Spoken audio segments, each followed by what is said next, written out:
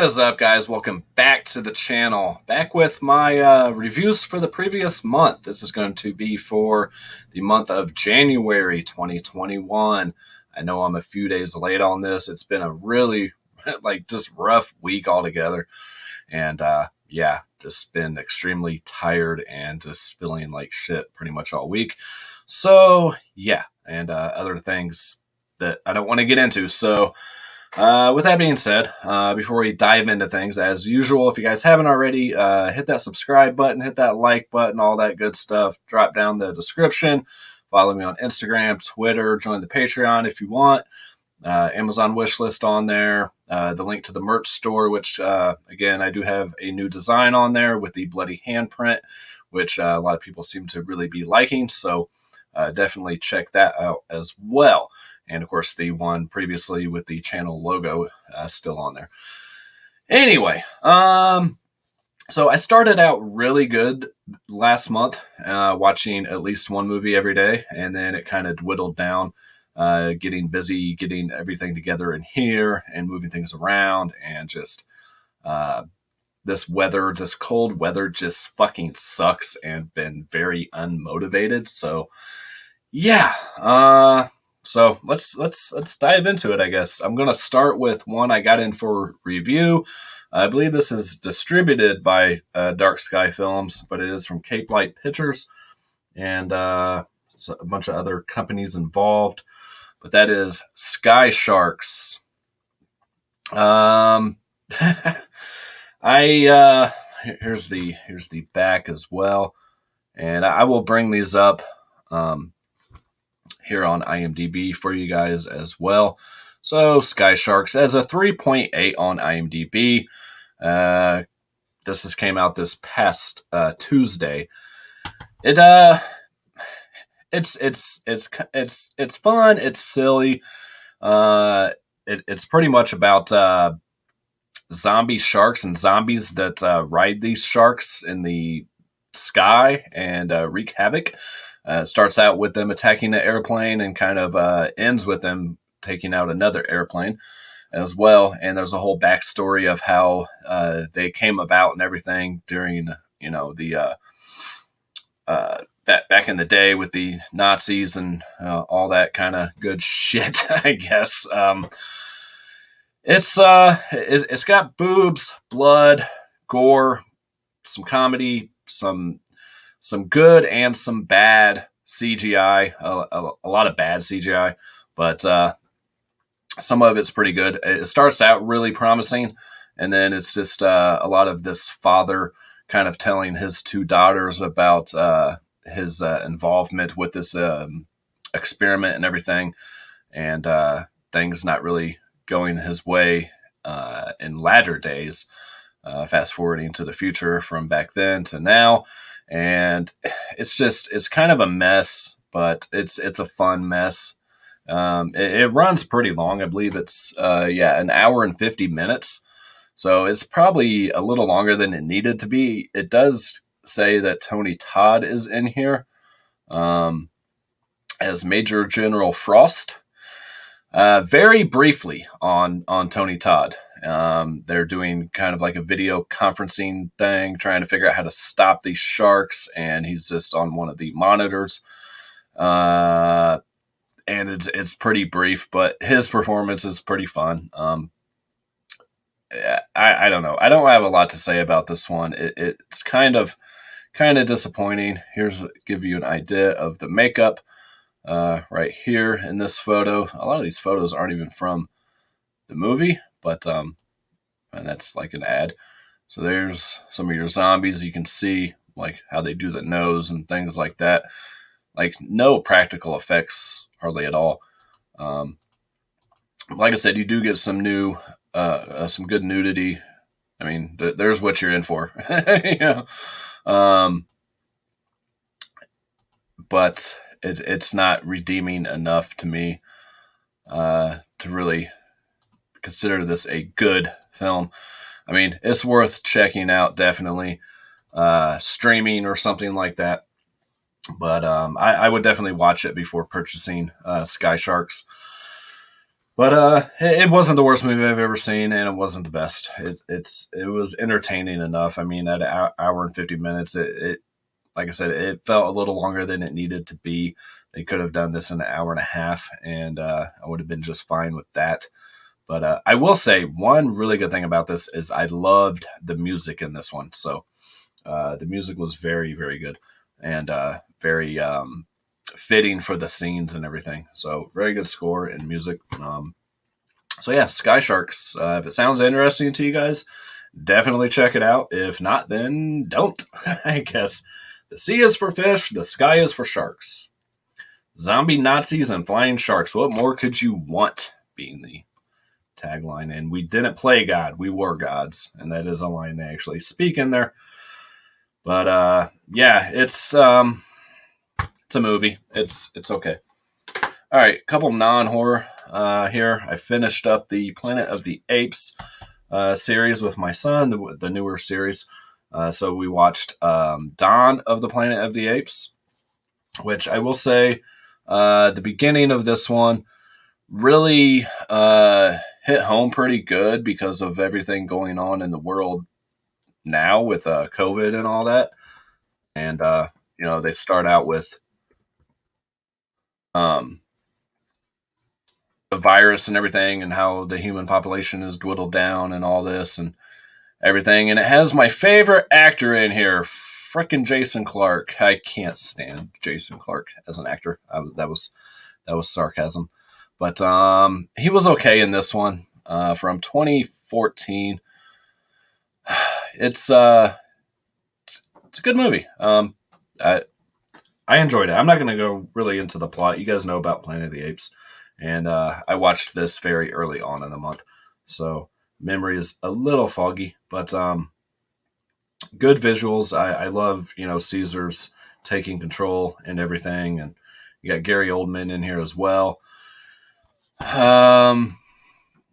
What'd this get? A 7.6. I'm about right there with them on that. Of course, Andy Serkis playing Caesar just does an amazing job. Again, I'm not going to go too much into these. You guys know about Planet of the Apes. I recommend grabbing it if you guys don't own it. And then we watched War for the Planet of the Apes. Of course, you had Woody Harrelson in here as the villain on this one. Go ahead and bring that up for you guys as well since we're here. All right. Did it want to go? Come on. Work. Okay. I don't know. There we go. All right. So this one got a 7.4. I'm about right there with him. I think that Dawn was a little bit better than War. I felt Woody Harrelson's character could have been a little bit better, a little bit more to him. On this one, but they're keeping them all in cages and things like that. I did love what's his name? No, it's not Rocket. Is it just Bad Ape? Yeah, Steve Zahn's character is just absolutely hilarious in this, and very emotional at times. This one too, when they all stop working and they kind of band together and everything, and the escape scenes and all that are really cool. And yeah, it's I mean, I love Woody Harrelson as a villain, but like I said, I think they could have done a little more with his character on this one and the way that he, not to spoil anything, but the way that he goes in this one is just kind of, I don't know. I just feel like it could have been a little bit more. This could have been an 8 on IMDb had his character been a little bit better. Maybe I'm alone in that aspect, but still enjoyed this. So, me and my kid finished up the Planet of the Apes series, and I would like to go back and revisit the old ones. I've only seen the first one of the original and the remake with Marky Mark, but yeah, I mean they're good films, and Andy Serkis is just amazing as Caesar, and there we go. Okay, I'm back. Okay, moving on to the one that is going to be the most controversial, and I've already talked about this in my last update. That is a Serbian film. Again, we all know about the scene with the child, with the infant. Very notorious, infamous scene there. And, that's what deterred me from watching this for so long, because I already knew about that. And that's like the only thing I even really knew about this movie was that scene. This gets a 5 on IMDb. I would rate it a little higher than that, in my opinion.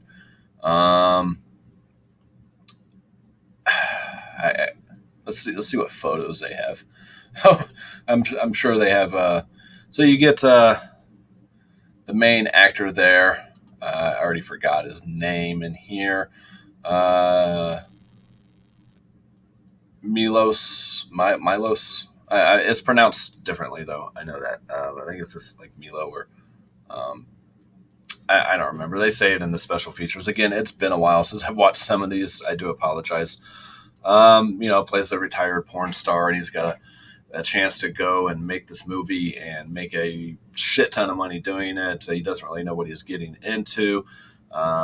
He decides to go ahead and do it because they're hitting some financial trouble, him and his wife and their kid. And so he teams up with some shady characters, and they end up pretty much drugging him and having some kind of mind control over him to do whatever they tell him to do. And all this, and things get pretty fucking extreme at that point. And like I said, you do have the disturbing scene, which is very, very brief, but still pretty fucked up. And you do have a scene towards the end there, which is just as equally fucked up, in my opinion, if not more, because it went on longer and it showed more. If you guys have seen this movie, you know what I'm talking about, with him and his brother and his wife and kid. And it's just a fucking mess. But very well shot. I think I heard somebody kind of compare this to a, I forget. They compared it to another famous director. I'm losing my fucking mind, I guess. Anyways, I loved the music to it. I loved the way that this movie was shot, especially for the low budget. And the director funded this movie himself. And of course, after filming something like this, the director is having a very hard time finding work, and that people involved in the film just kind of ruined their career, which is sad, because it's actually a really well done film. All the fucked upness aside, it is a very well put together film. I did watch it with the commentary with Adam Green and Joe Lynch. Probably the best commentary I've ever heard in my life. Adam Green gets pretty sick to his stomach once the infamous scene does appear. And from then on, it's just craziness. You got his dog humping this little toy in the background, and you hear it squeaking and all this, and like the most inappropriate parts of the movie. I recommend this one very highly if you have a very strong stomach and you watch it with people that are not easily offended. If you're easily offended, stay the fuck away from this. I mean, if you're easily offended, I doubt you'll be watching this channel. But I say it's worth owning. It's worth putting in the collection. It's not something I'm going to revisit very often, but it's something I want to keep in my inventory of film. To come back to if need be for whatever reasons. If I decide to really do a real deep dive on this and really go into a lot more detail, a lot more of a review for you guys, and walk you through the story and give more of an opinion on it, then I want to have it available. Or if I do a series on most fucked up movies or something, yeah. So a Serbian film. If you guys are easily queasy or anything, stay away. But I again, very well done. The gore is done really well. The special features on here are really good too. You get some behind the scenes type stuff as well, and you get another commentary with the director. And it's got enough features on it. I believe this is a little bit easier to find now than it was when it first came out. I believe this is in stock on Diabolic and stuff. And you do get the alternate artwork there. All right, moving on. I'm trying not to talk about these too much. Contamination with a nice shiny slip. I'm not going to go into this too much. We did do this one on the Video Nasty series. This was the first entry in that series. I enjoyed it. I thought it was pretty good. The gore's a little ridiculous and over the top at times, but I think it's a pretty fun time. I steered away from this for a long time because I heard it was really boring. I didn't find it very boring. I was pretty entertained with this the whole time. I will leave a link up to the Video Nasties review that we did of this, myself in Retro Horror. If you guys haven't checked those out yet, definitely do so. We've done this and another one I'll get to here in just a little while. I guess I can do that one next. It doesn't matter. Yeah, I'll just do that one next. Why not? All right. Contamination. It's definitely an Alien type ripoff and on a lower budget. It's about eggs that explode and fucking kill people. So, a little ridiculous at times, like I said, but overall, really enjoyed this one. Again, I'm not going to talk about it too much because I've already gone over this one. Check out that video, though. Again, I'll leave a card up top somewhere. I always forget what side. And we did for Don't Go in the Woods Alone. I hated this fucking movie. I'm going to be completely honest with you guys. I was ready to turn this off within the first 5 minutes. And I know from watching the features, the director wasn't trying to be going for a serious film or anything like that. He was just trying to make a fun movie, and his sense of humor isn't for everyone, and it's definitely not for me. I know he also did Hell Riders, I do believe, from Vinegar Syndrome as well. Hopefully that one's better than this. The kills are fucking ridiculous. Some of them happen so fast you don't even know what the hell just happened. The acting is atrocious as fuck. It's some of the worst acting I've ever seen. It's like they're just reading straight from the cue cards and just, I don't know. I can't even act as bad as they did. It's a mess. There's no real plot. There's no character development. You just have this mountain man killing people, and everyone seems to be. This is something I didn't bring up in that, but everyone seems to be oblivious to what's going on around them as well. All these people are fucking dying, and nobody seems to even notice like bodies pretty close to them. I did mention as well, you do have a sleeping bag kill in here, which is very reminiscent of Friday the 13th, but I think this was shot before Friday the 13th. And you do have a wheelchair scene in here, death as well, kind of like Friday the 13th, but who knows? Don't go in the woods. I say don't go into this fucking movie. All right, it is streaming on Tubi if you guys want to check it out. Oh, I haven't been bringing up the damn movies for you guys so we can go over the IMDb ratings and shit. Don't. It doesn't want to bring it up. Go in the woods alone. All right. And one. Don't go in the house. Don't go in the woods. Again, from 1981. It has a 3.8 on IMDb, which I mentioned on the review that I think that's a little high. If I was rating shit, I would have this at like a 2.5. But I say definitely stream this one on Tubi first. There's not even any redeeming nudity. Granted, most of the chicks in here aren't very good looking. Besides the one on the roller skates was okay. She was probably the best looking one in the whole thing. And then you get like that. And yeah, that's the kind of females you got in the movie. So do I even want to see that? Probably not. I did like it a little bit more towards the latter half of the film. It seemed to get a little bit more serious, and like we said in that review on our Video Nasties video, again, I will leave a card up top for that. I'm only going to leave one, so I don't know why I'm pointing again. But the scene in the cabin, in the madman's cabin, in the caveman, whatever the fuck he is, caveman. The killer's cabin, that scene was actually really good. I did enjoy that scene. It was very well done. But yeah, I don't care to ever watch this again. I'll keep it in the collection only because it's Vinegar Syndrome, um, and it has the Slippity. I do own this twice. I do own the 88 Filmz one as well. So, but I do collect these and the slasher classics. So, uh, again, maybe I'll go back to it at some point and enjoy it more on the second watch. But I doubt it. The music in here is just horrendous as well. It's not good. But yeah, let's move on. Let's move on to having some fucking nightmares. Now, this one I did enjoy.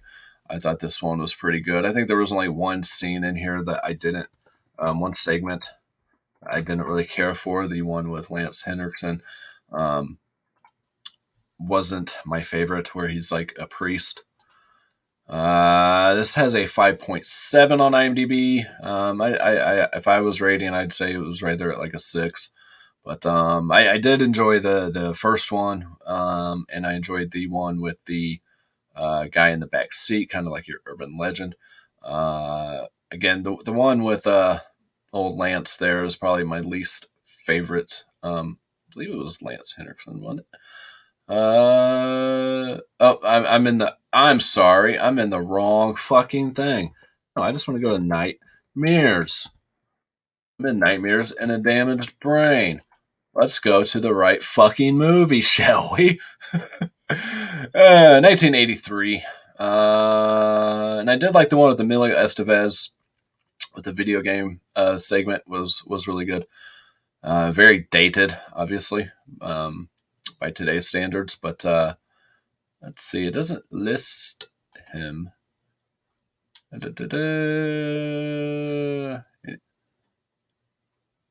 Yeah, Flea is not really. Am I thinking of someone else? No, Lance Henriksen plays. Yeah, I didn't care for his segment very much. It was just kind of weird. It's a religious thing, but anyways, it's a pretty decent anthology. They don't tie together or anything like that, but I enjoyed this one quite a bit. A troubled past, Lance Henriksen from Aliens seeks to find the faith he has lost on the road, but instead finds that someone or something in the desert is trying to drive him out of his mind. You have like a truck attacking him, and it's just like the truck of Satan, I guess.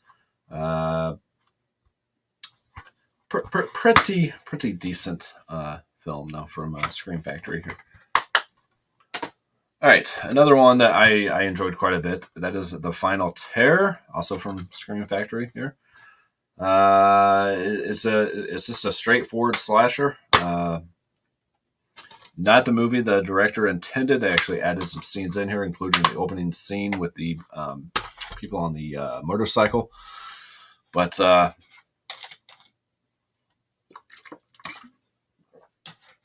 throat's getting really dry here, guys. All right. Again, I enjoyed it quite a bit. It's not the goriest, but for some reason I always thought this would be about like an alien or something. I don't know why, but it's not. It's just kind of a Hills Have Eyes backwoods slasher with some campers. But there is nudity in this one, I do believe. So that was a plus. Let's see. See if we can find some kill scenes on IMDb, because that's where I already am. You do have a very young Daryl Hannah in here as well, so that's cool. But actually, the acting was pretty decent. Not much to the story, but it was still a fun time. I enjoyed this one. It's got a 5.2 here on IMDb. Runs an hour and 22 minutes, just the right length it needed to be. I say definitely grab this one, especially if you guys are Scream Factory collectors. This is a fun one. A group of young campers out for what they hope will be a fun-filled weekend have their plans spoiled by a disgust, merciless killer who stalks the forest in search of new victims. Soon they are caught in a new web In a terrifying web of bloodshed and murder, it is up to the remaining few to defend themselves to put an end to the terror-filled weekend.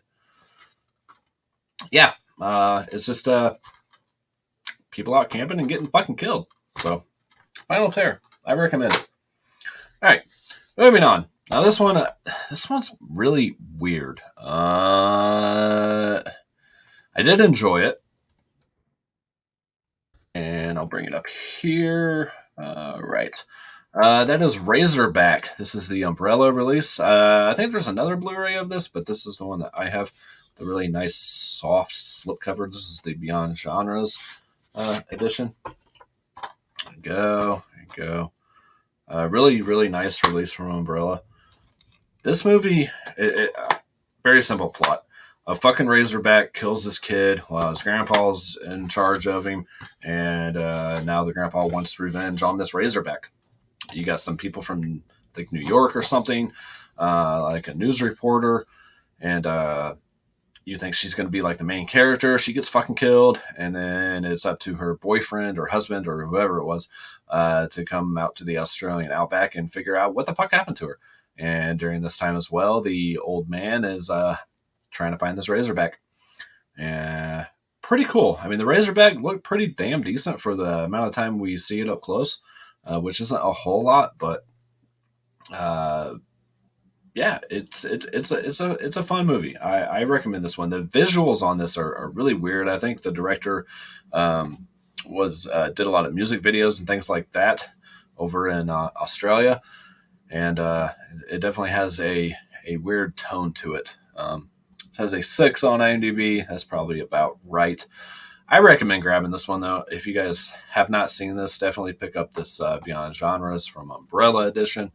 And I loved the. See if we can get a photo on here.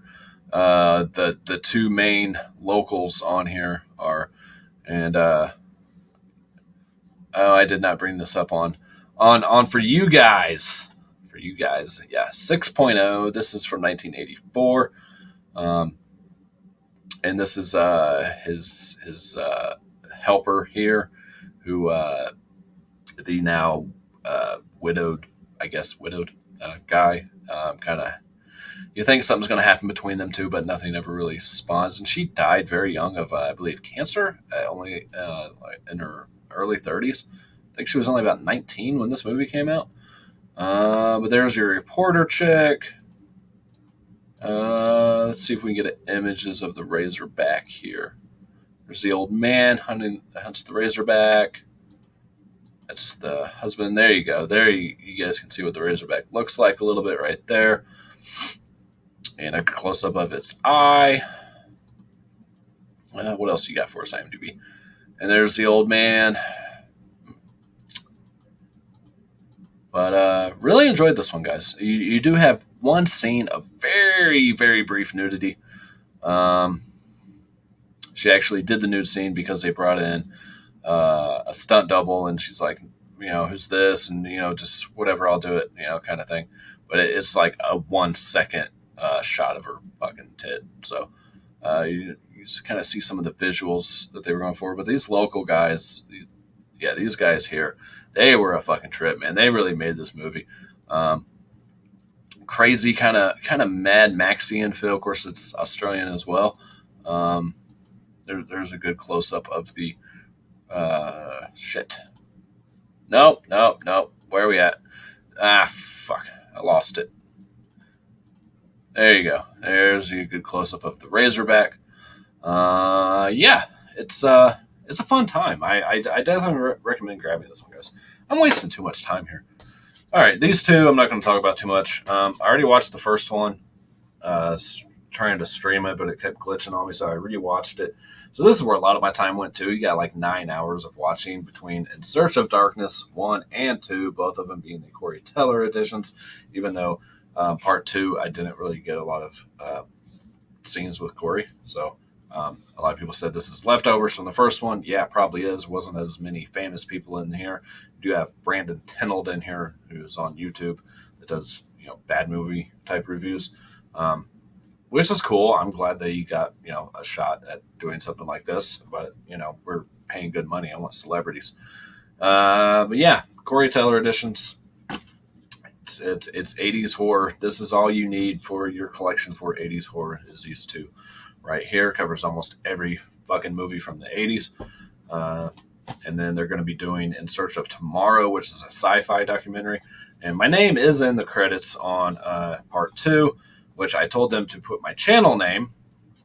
They did not. They put my real name. So anyone who knows my real name, it is in there. My last name is very distinctive, so I know it's me. In Search of Darkness 1 and 2. They're fun watches. All right, moving on. Basket Case. I'm going to be honest with you guys. I always heard this movie was like fun. I've seen bits and pieces of it here and there, and I know my buddy Heroic Waffles loves this movie, and I can see why. It's very strange. It's not the movie that I thought it was going to be. I'll tell you that right now. I was actually, it says a 6.2 on IMDb from 1982. It was an hour and 31 minutes. I mean, in all honesty, I was saddened. I was, there's your basket there. It's pretty much about conjoined twin brothers who get unconjoined, and the mutated one is kept in this basket, and they eventually it starts wreaking havoc on people, as you can see in that one. What it looks like a little bit. You do get some decent gore, as you saw there and there, but you do get some nudity in here.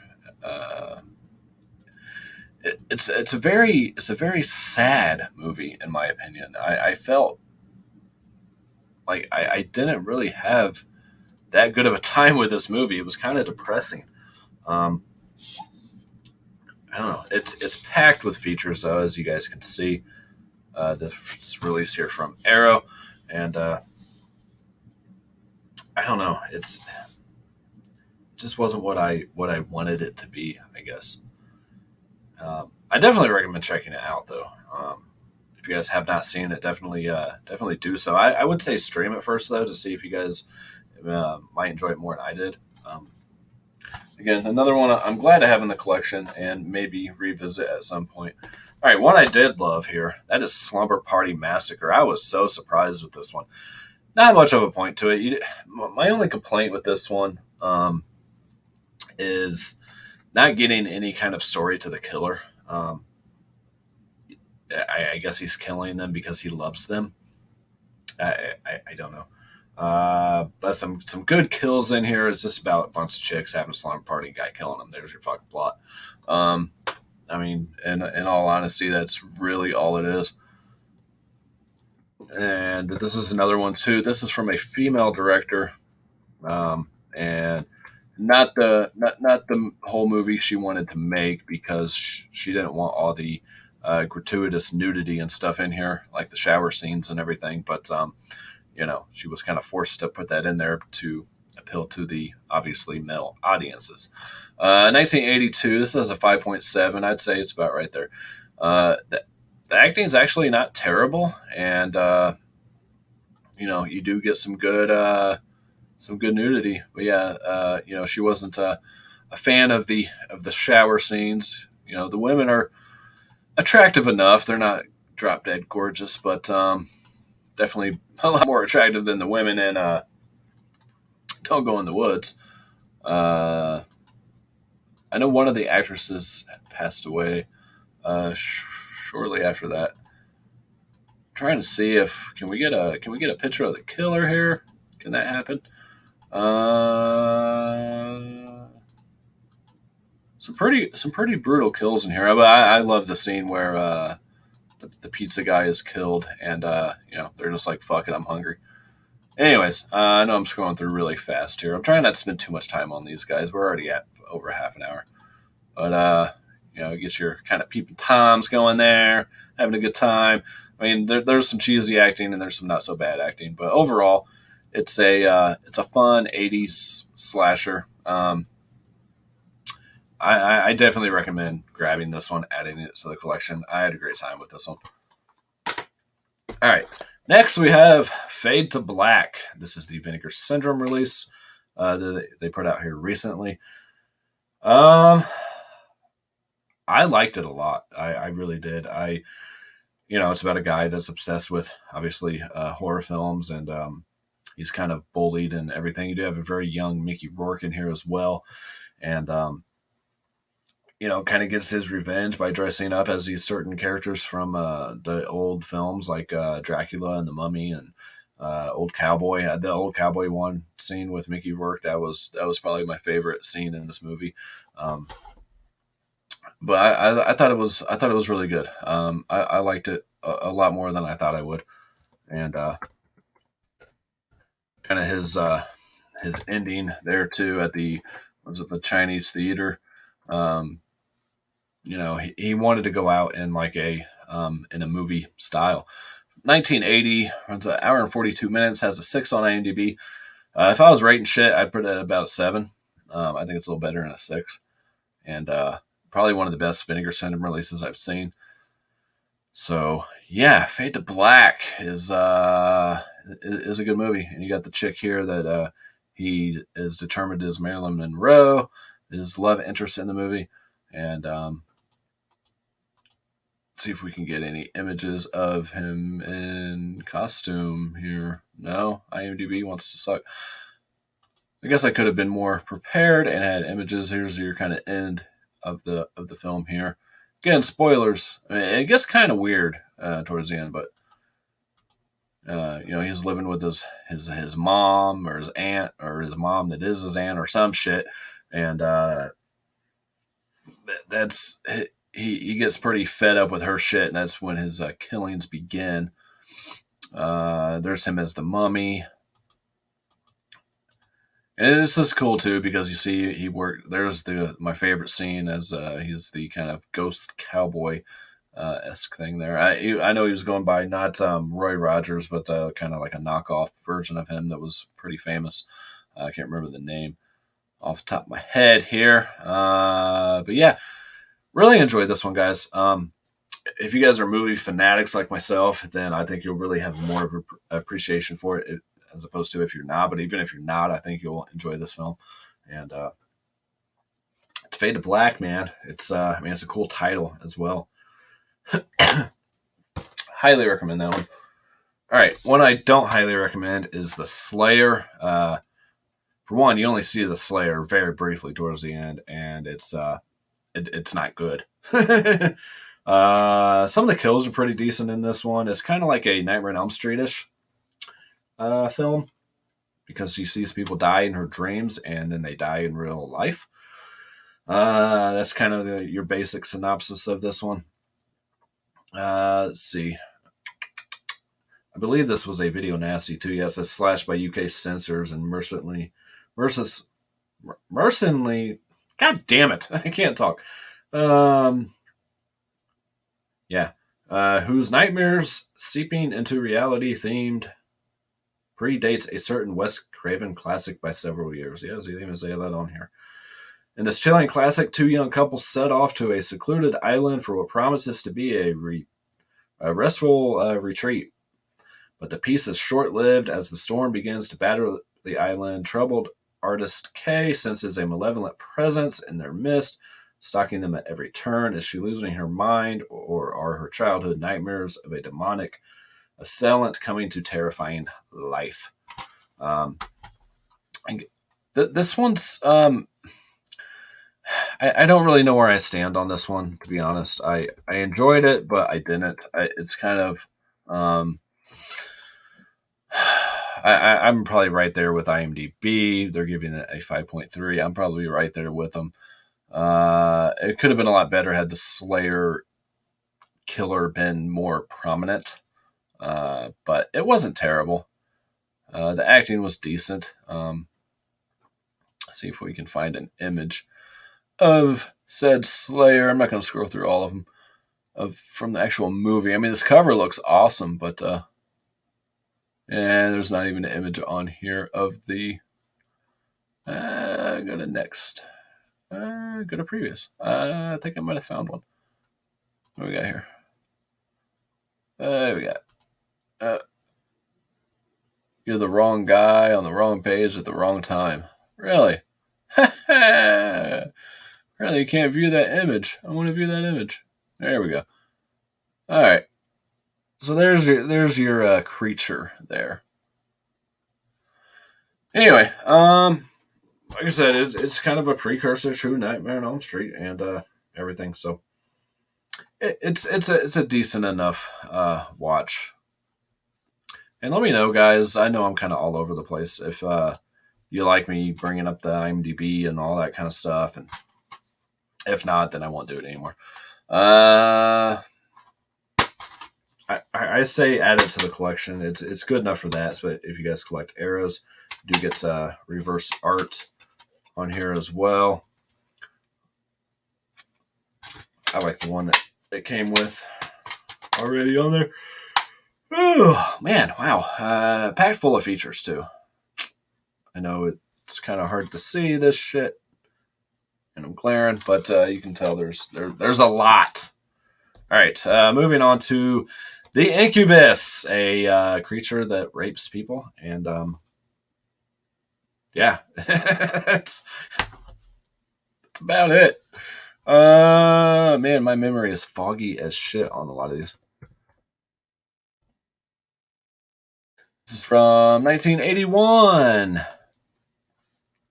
Runs an hour and 33 minutes. Small town doctor takes matters into his own hands after a series of gruesome and bizarre rape crimes perplex the clueless authorities. I liked it. I thought it was pretty good. I'm about right there with him at a 5.5. Yeah, it's got some good kills to it. Some decent nudity and everything. What do they have on here for that? Is it severe? Where's the freaking parents guide?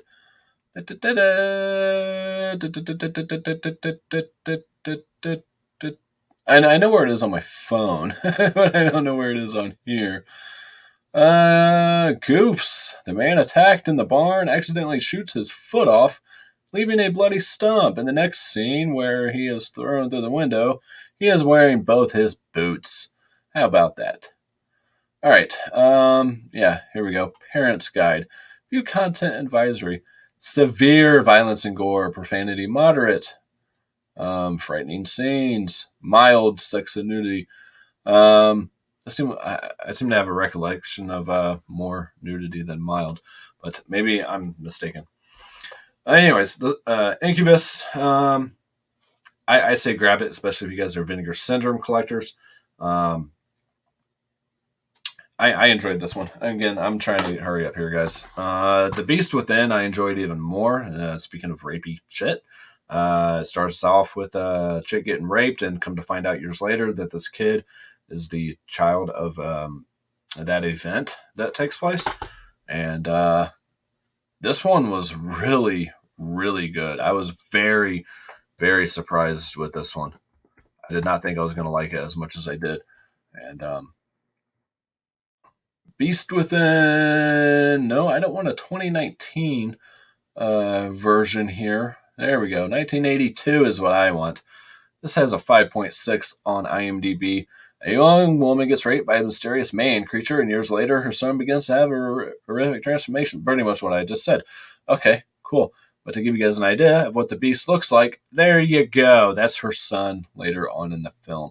Very cool scene, transformation scene. I enjoyed the hell out of that. Her and her husband are trying to figure out, why their kid is having all these issues and all this kind of stuff. They're taken to this hospital, and they're investigating this town and everything. And, things start to unfold and secrets are revealed about the townspeople. And, yeah, it's a good one, guys. I recommend this one again from Scream Factory on this one as well. There's the artwork that it comes with on the, it comes with this on the outside. Anyways, Beast Within. I recommend definitely grabbing that one. And it's just amazing. I really enjoyed this and the Final Terror and stuff. And those to me should have been like collector's editions with slips and all that. But Oh well. All right. Screaming in High Hills. I'm not going to bring this up on IMDb. This is just a documentary on Linnea Quigley, Brink Stevens, and Michelle Bauer, um, which leads me to my final film of the month. And a bunch of movies they were in and shit. I had a good time with this. I got this from the MakeFlix store. It doesn't say MakeFlix or Tempe Video or anything on the artwork, but it delves into their film archive and them being the Scream Queens for that time and everything. It's a really fun documentary, and it made me want to watch a lot of other films. This is one reason I picked up Psycho in Texas, double bill with that, and Gates of Hell, because I wanted to see Psycho from Texas, because Lindsay Quigley's scene in there that I saw on this. So it's a fun thing to put on and just have a good time with. I love documentaries and shit. So yeah, Screaming in High Hills, and I got this for like $9 or $10 or something. So, all right, that leads me to the final one. Another one I didn't enjoy as much as I'd hoped I would. That is Nightmare Sisters with those three in it. This movie is just made to honestly show how fucking hot they were at the time, and it's just I didn't care for it. I'll be honest with you guys. I know a lot of you do. And again, that's cool. I'm glad. I am very glad that you enjoy this one. There's their nerdy selves. A crystal ball transforms them into hot selves. And they pretty much turn into succubuses. The nerdy guys that come over to their party try to get rid of the things that are inside of them, this demon shit that's inside of them. This is from 1988, runs an hour and 23 minutes. It's got a 5.1 on IMDb. I don't know. I say stream this one first if you guys have not seen it. I mean, the acting's horrendous. Which I know it's supposed to be a fun, campy, goofy movie. I get that. Don't have a cow, man. All right. Man, what is going on here? It doesn't want me to look at images, I guess. All right. And the house that they used, there's their nerdy selves. And I'm not buying that she's fat at all. You can tell 100% that's a fat suit. Her hands aren't fat. Whatever. Anyways, I mean, come on. Anyways, I don't know. This is the beginning of the film here, and then that's the.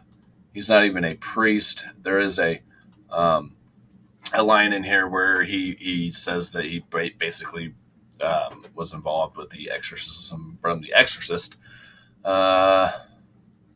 It's not one to work very well. It doesn't even want me to look at the images. Nightmare Sisters. I mean, if you guys are looking for just a fun, goofy time with some friends or something and having a few drinks, then yeah, throw it on. But I just didn't love this one. I wanted to. I really did. I mean, trust me, these chicks are hot as fuck, and seeing them naked is pretty good. And there is a censored TV version in here as well, where the bath scene is replaced by a scene with balloons for whatever reason. I don't really know. It's pretty funny to watch that though, and there's a strip scene in here with Linnea Quigley, where she's singing and she's pretty much just, you can see her tits the whole time, and of course that's taken out of that, and some other scenes with some pie and things are removed. And it's just weird watching it and then watching that version. I just skimmed through. I didn't rewatch the whole movie, but I skimmed like those scenes to see what they did with them, and it's pretty funny. So I don't know. Again, if you guys are Vinegar Syndrome collectors like myself, definitely pick it up. The slip is absolutely fucking gorgeous, and it's a great transfer. It's not terrible. I wanted more from it, I guess. But all right, guys, we're almost at an hour. So the last thing that I watched was Bright Hill Road. Am I in the search on here? No. Hold on. I'm losing my shit here, guys. Which I did a interview with the writer, with the director, producer, and all that. This is from 2020 release here.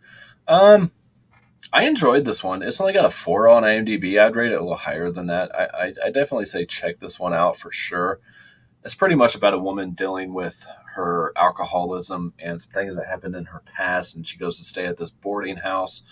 And a lot of things unfold with her and the woman running the boarding house. And then a guy appears, and more crazy shit happens. There's a beginning scene that you think this has absolutely nothing to do with the movie, but come to find out that it really does. And the ending of it was kind of what I expected, but not quite. Is everything that this chick's seeing and imagining in her head is actually happening? Is she really there? Is she even really alive at this point? There's a lot of issues with her and her father and her sister, and I thought it was really well acted. I thought it was creepy at times, and there's a scene where she's in the bathtub with a bunch of photos that really sticks out to me. When a misstep after a workplace shooting puts alcoholic Marcy on leave, she heads out to see her sister in California. Halfway there, she stops for a couple days at the Bright Hill. See full summary. Hill boarding house. The walls close in on the deeply troubled Marcy as she loses touch with reality and comes face to face with the misdeeds of her sordid past. Basically what I just said. All right, cool. Yeah, I had a good time with it. I think it was really well done film. For a low budget indie film, it's pretty damn decent. Some of these higher budget movies that I have in this pile are a bigger pile than this. But yeah, that's it, guys. And I'll try to leave a card up for my interview from Bright Hill Road. Just to run back through everything really fast, we had Screaming in High Hills and Nightmare Sisters. Grab these here. The Beast Within. The Incubus, I think it's The Slayer. Fade to Black. Slumber Party Massacre. Basket Case. In Search of Darkness 1 and 2. Razorback. Final Tear. Nightmares. Don't Go in the Woods Alone. Dawn of the Planet of the Apes. War of the Planet of the Apes. Serbian film. Contamination. And Sky Sharks. So, if you guys have seen any of these movies, definitely let me know what you think of them down in the comments below. Sorry, I was getting really exhausted during this thing. Went a lot longer than I expected to. I do apologize for that. I really got to start taking notes on these because my memory gets really foggy. But I just want to give you guys kind of my overall thoughts on everything without going into deep storylines anyways. But that's what the single reviews are for, which I really need to get back to. I am going to be doing a single review for Pump Up the Volume. From Warner Archive before it's released, I believe on the 23rd of this month or something. So I will be doing a standalone review for that. And I really want to get back to those and walk you guys through the whole story and show video of the, like I used to do back in the good old days. But thanks for watching, guys. Yeah, that's really all I got. So we made it like an hour. I hope you guys spent the whole hour with me. If you did, leave a comment below saying I spent the whole hour with you. Just say that, I guess. I don't know. I doubt anybody is still watching. So if you are, thanks. As always, guys, peace, love, happiness to all of you. And I will catch you guys next time. Bye. He's so cold. Is the pizza? Oh. Well, life goes on after all. And eating makes me feel best. When I feel bad, and boy, do I feel bad. Oh. I feel better already. Really, I do.